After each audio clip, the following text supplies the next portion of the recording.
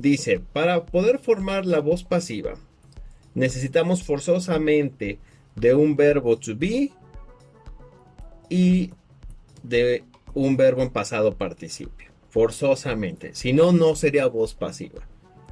Como estamos en presente, nuestras formas van a ser am, is y are. ¿Vale? Esas van a ser nuestras tres formas que ya conocemos desde el nivel básico. ¿Vale? Aquí abajo podemos ir checando ya de una vez, como lo revisamos en la primera mitad. The dollar is used by Americans in the USA. Ajá. Vemos que el verbo to be is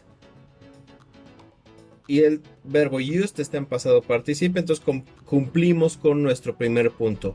Nuestra oración pasiva contiene el verbo to be y el verbo en pasado participio, is used.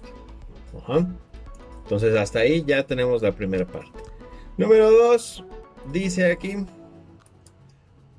podemos utilizar el by y un object pronoun o un sujeto incluso para identificar quién realizó la acción. Ajá, quién la realizó. Y esa parte es opcional, no necesariamente, no va a ser forzoso que tú lo utilices. Ajá, que forzosamente digas quién realizó la acción. Por eso lo pongo aquí como opcional. Y en la oración pasiva que tenemos aquí abajo, vemos que sí lo están utilizando by Americans. By y un sujeto, que sería aquí Americans, que puedo poner, si no quiero decir Americans, y es muy evidente que estamos hablando de los americanos, pues podría sustituirlo por un them, ¿no? By them. Pero aquí sí es forzoso decir americanos, ¿no? By Americans. Entonces cumplimos el punto número 2. Vamos ahora al punto número 3. Las dos cosas importantes, el sujeto y un objeto. Ajá. Las dos cosas importantes de las cuales se habla en una oración. Vemos que tenemos el sujeto, Americans, tanto en la oración activa como en la oración pasiva. Y el objeto, quien es afectado por el verbo. Aquí tenemos en la activa el dólar y en la pasiva se intercambia. Lo cual nos lleva directamente a la regla número 4, the X rule. Se cruzan, se intercambian de posición. Americans use dollar in the USA. Passive, the dollar is used by Americans in the USA. Ok, vemos que está cruzado. Tarán, tarán. ¿Vale? Eso sería la voz pasiva en presente. Si te das cuenta es lo mismo, cumple las mismas reglas que en la primera mitad de la unidad 11, cuando vimos la voz pasiva en pasado.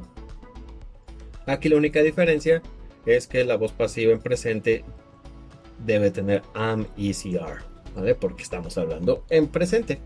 Muy bien, continuamos, vamos a unos ejemplos aquí de voz activa y voz pasiva. Del lado izquierdo los tenemos en forma activa y de este lado los tenemos en voz pasiva. Vemos la oración número 1. They use the euro in most of Europe. Usan el euro en la mayor parte de Europa. En forma pasiva, the euro is used in most of Europe. Si te das cuenta, no estamos utilizando by. No siempre aplica lo del by, ¿vale? Pero la voz pasiva se cumple. Verbo to be, verbo en pasado participio. Is used. Oración número 2. They speak English in many countries. English is spoken in many countries. Voz pasiva, is spoken. Lo marcamos. Is spoken. Número 3. They manufacture a lot of cars in Europe. Vemos que los verbos que estoy viendo en la columna izquierda de voz activa están en presente. They use, they speak, they manufacture. Aquí sigue siendo presente simple. Entonces, por eso se tiene que utilizar el presente de la voz pasiva. A lot of cars are manufactured in Europe. ¿Ok? A lot of cars are manufactured in Europe.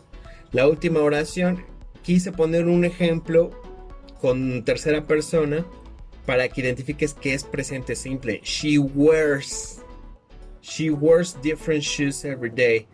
ahí en ese momento a los alumnos les cuesta mucho trabajo um, identificar cuándo es presente simple. Ajá. Si ponen un sujeto y un verbo directo, es presente simple, pero es mucho más evidente si es una tercera persona porque se empiezan a usar eses. Y si es negativo, pues ya es mucho más obvio porque se utiliza el don't y el doesn't. Pero por eso puse una oración en tercera persona. She wears. Al momento que veo que wear tiene S, es presente simple. Por lo tanto, si quiero cambiarlo a voz pasiva, tendría que poner different shoes are worn by her every day. Are worn by her every day. Ok, aquí sí puse el by porque tengo que poner quién usa los zapatos, ¿no? Entonces, pues ella, entonces by her every day. Ok, esos son los ejemplos de la voz pasiva.